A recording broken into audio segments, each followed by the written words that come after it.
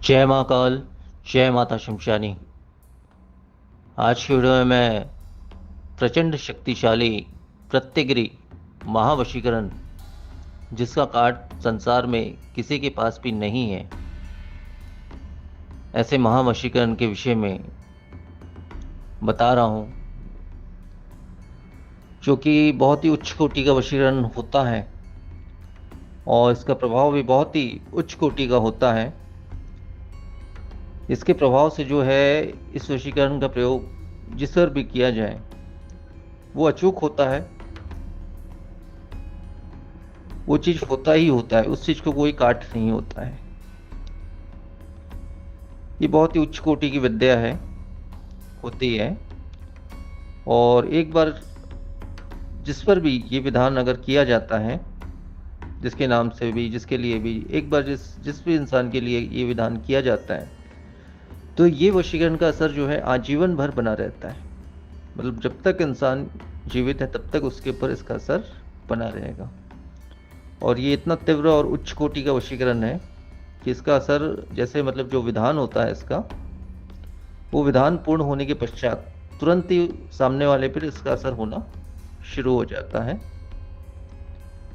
मतलब इसमें समय नहीं लगता और अचूक है, क्योंकि ये चीज़ होती ही होती है। चाहे सामने वाला कितना भी सुरक्षा बंधन के अंदर है, कितने भी ताबीज पहने हुए हो, या कितने भी बंधन हो उसके ऊपर, या देवी देवता का उपासक हो, या जो भी है, परंतु ये ऐसे उच्च कोटि का वशीकरण है, महाशक्तियों से जुड़ा हुआ एक बहुत ही उच्च कोटि का वशीकरण है।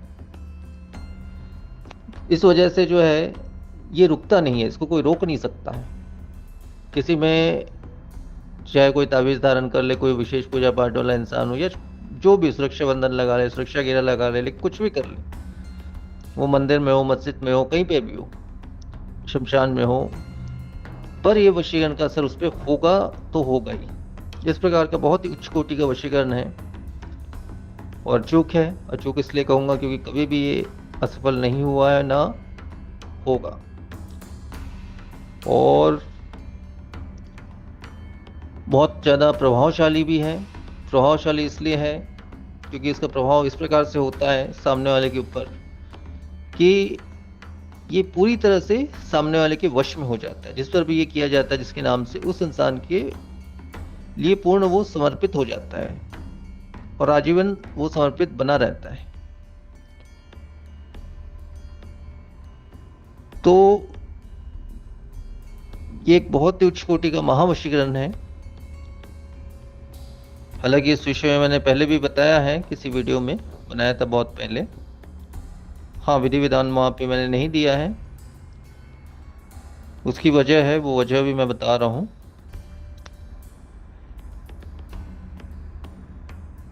इस वशीकरण की जो शुरुआत हुई थी वो नेपाल से हुई थी।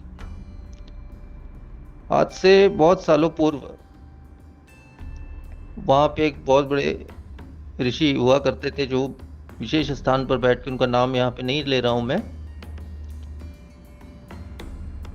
तप किया करते थे, तब तपस्या अपनी किया करते थे। तब उनका एक खास शिष्य था जिसने ये विद्या उनसे मांगी और उन्होंने उनके अंदर कुछ विशेष गुण देख करके ये विद्या उनको प्रदान की। और उनके शिष्य ने इस विद्या का प्रयोग भी किया, कभी मतलब बहुत समय के बाद जब भी किया तो बिल्कुल वो विद्या उसकी सफल भी हुई। और उसके बाद जो है ये विद्या परंपरा के हिसाब से एक गुरु से दूसरे गुरु तक, मतलब ये शिष्य और गुरु के बीच तक पहुंचता रहा। इस प्रकार से जो मेरे तीसरे गुरु हुआ करते थे, तीसरे नंबर के, जो मेरे 3 गुरु होने के लिए थे, हैं, लेकिन इसमें से 2 गुरु अभी इस संसार में नहीं है। जो तीसरे मेरे गुरु थे, उनके पास ये विद्या थी और ये विद्या उन्होंने मात्र 3 शिष्यों को दी थी। उसमें से मैं एक था और 2 और व्यक्ति थे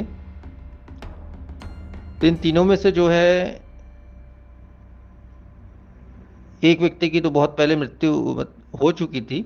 मतलब गुरु ने तो बहुत पहले, मतलब ये विद्या देने के बाद बहुत पहले ही संसार छोड़ दिया था।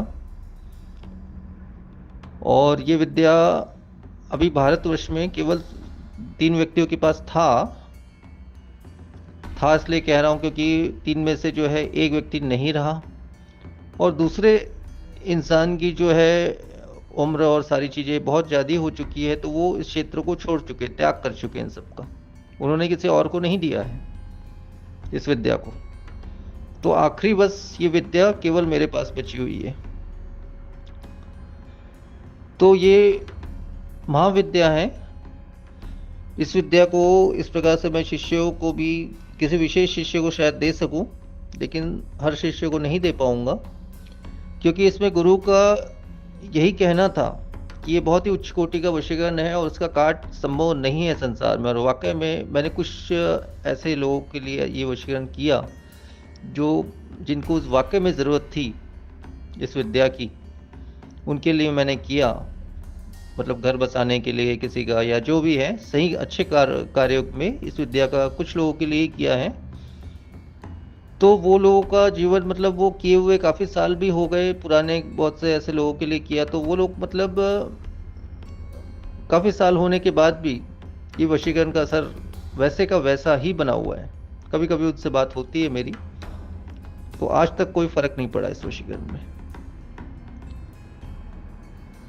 तो ये बहुत ही उच्च कोटि का और अचूक वशीकरण है, जो होता ही होता है और जिसका काट संसार में नहीं है।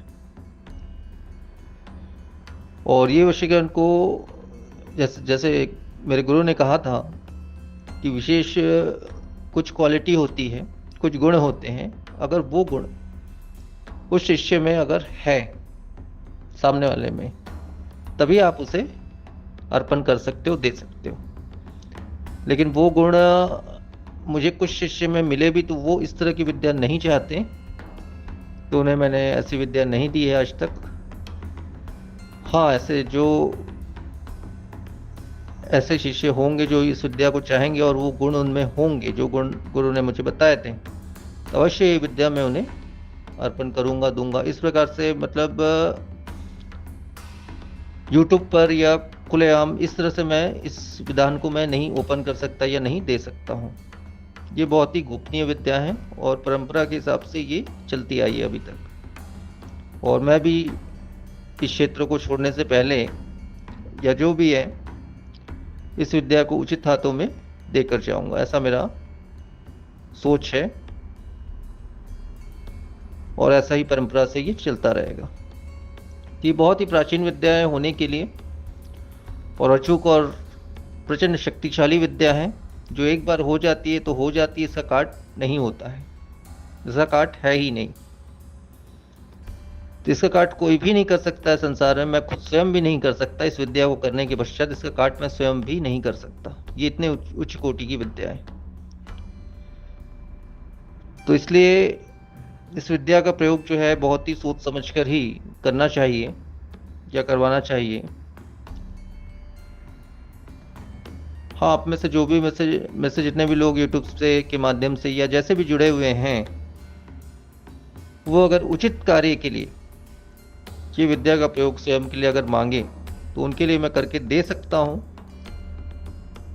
हाँ, जो भी उचित दक्षिणा होगी वो अवश्य ही लूँगा, मैं ऐसा नहीं कहता, क्योंकि मैं किसी के विशेष समय दूंगा, मेहनत दूंगा, कुछ सामग्री जो भी लगाऊंगा, तो उसका जो भी उचित होगा वो अवश्य ही लगता है, वो चीज़ उचित है।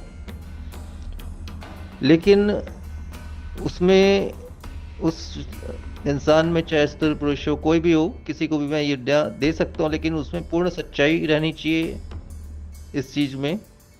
वो मैं चेक करके अपनी शक्तियों के द्वारा ही प्रदान करूँगा।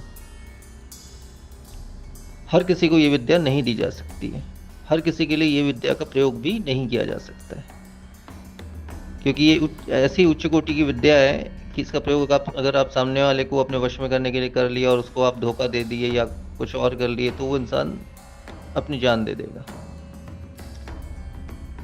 तो ऐसी विद्याओं का गलत प्रयोग नहीं होना चाहिए, इसलिए यूट्यूब पर ऐसी विद्याएं जो है मैं खुलकर नहीं दे रहा हूँ, बस इसकी जानकारी दे रहा हूँ। लेकिन जो भी उचित इंसान हो या जिसको इस चीज़ की वाकई में आवश्यकता हो, वो स्त्री या पुरुष या कोई भी इंसान मेरे से पर्सनली बात करके या मैसेज द्वारा मेरे से जुड़ करके अपनी समस्याओं को बता करके ये विद्या मेरे से करवा सकता है। और उचित अगर ऐसा शिष्य होगा, जिसके गुण अगर ऐसे मिलते होंगे, तो अवश्य मैं उसे ये विद्या अर्पण कर सकता हूँ। तो इतना ही बताना चाहता था इस महावशीकरण के विषय में। और संसार में मैंने बहुत सारे वशीकरण देखे। काली विद्या में भी वशीकरण होता है, लेकिन वो नुकसानदायक होता है, जो काली वशीकरण कहते हैं ना। काली विद्या द्वारा जो वशीकरण किया जाता है वो भी आता है मुझे, लेकिन वो उसके नेगेटिव प्रभाव बहुत पड़ते हैं। आगे चलकर सामने वाले का दिमाग, मतलब मानसिक संतुलन वो खो देता है, बहुत सी समस्याएं आती हैं, बहुत सी तकलीफें आती हैं। तो वो विद्या मतलब सही नहीं होती है। छोटे दर्जे की जो विद्या होती है वो सही नहीं होती है, लेकिन जो उच्च कोटि की विद्या होती है वो बिल्कुल सही होती है। जैसे कि ये प्रत्यग्रह वशीकरण के विषय में बता रहा हूं, वो बहुत ही उच्च कोटि की है, इसके कोई भी नुकसान नहीं है, लेकिन शर्त यही है कि उसको सही जगह प्रयोग किया जाए। तो इतना ही कहूंगा इस विषय में मैं। तो आज की वीडियो में फिर इतना ही। जय मां अकाल, जय माता शमशानी।